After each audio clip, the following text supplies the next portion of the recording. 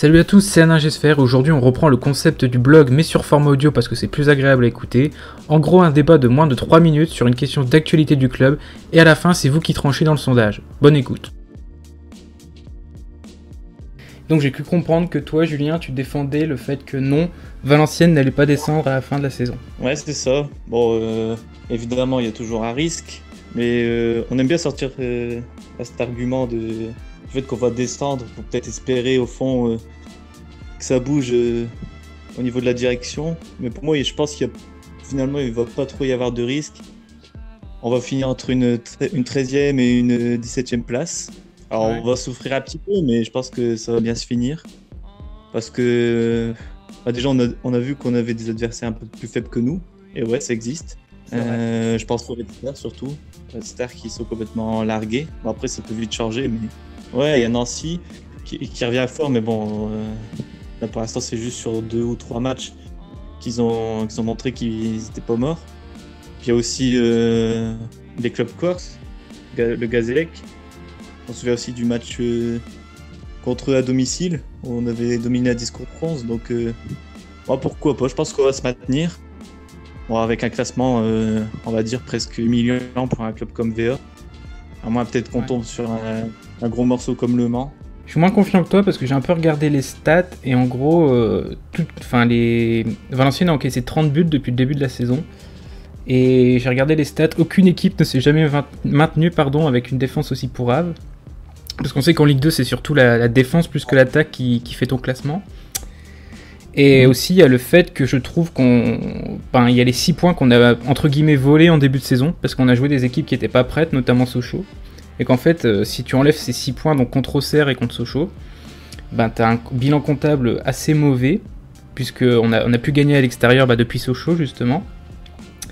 Et aussi, je trouve que l'extra sportif, il a jamais été dingue, mais alors là, c'est encore pire.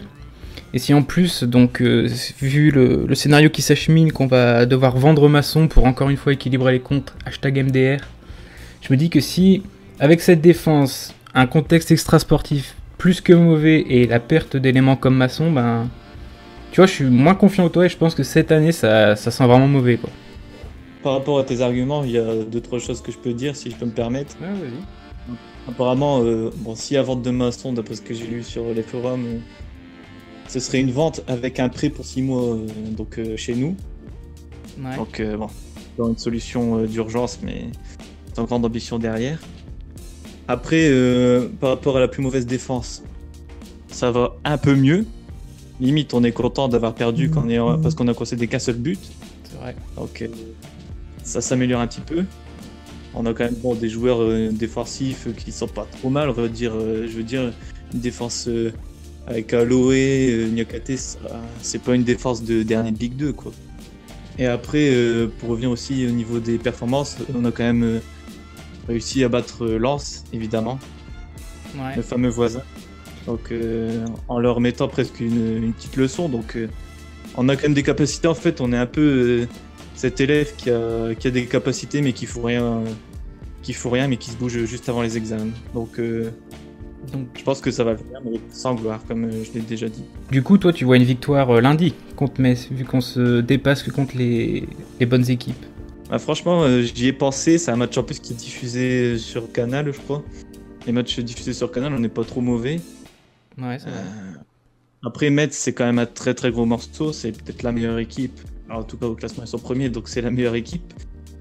Je pense qu'il y a moyen qu'on puisse accrocher un bon match nul, mais ouais, on se bouge dans les gros matchs. Et quand c'est des petits adversaires comme Niort, sans leur manquer de respect, on est moins motivé et on y va peut-être avec moins d'euphorie et on se fait vite avoir. Et du coup, ton prono pour les 2 matchs avant la trêve, donc réception de Metz et déplacement au Havre. C'est vrai que ces 2 matchs-là, ils sont quand même pas mal compliqués. Le Havre, je crois qu'on les bat jamais. C'est vrai. Ça, c'est ça, même pour nous. Donc, le Havre, je vais dire défaite. Puis Metz, allez, on va mettre.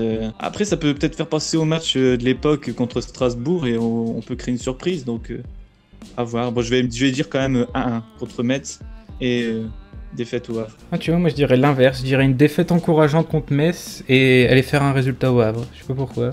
J'ai un sentiment comme ça. Ça se passe bien alors. Bon, bah du coup, fin du premier débat, dites-nous ce que vous en avez pensé au niveau du format, de la longueur, de la pertinence des arguments, etc. Et surtout, n'oubliez pas de répondre 11 sondages juste en dessous pour dire si vous aussi, vous pensez ou non que Valenciennes va descendre à la fin de la saison. Bisous.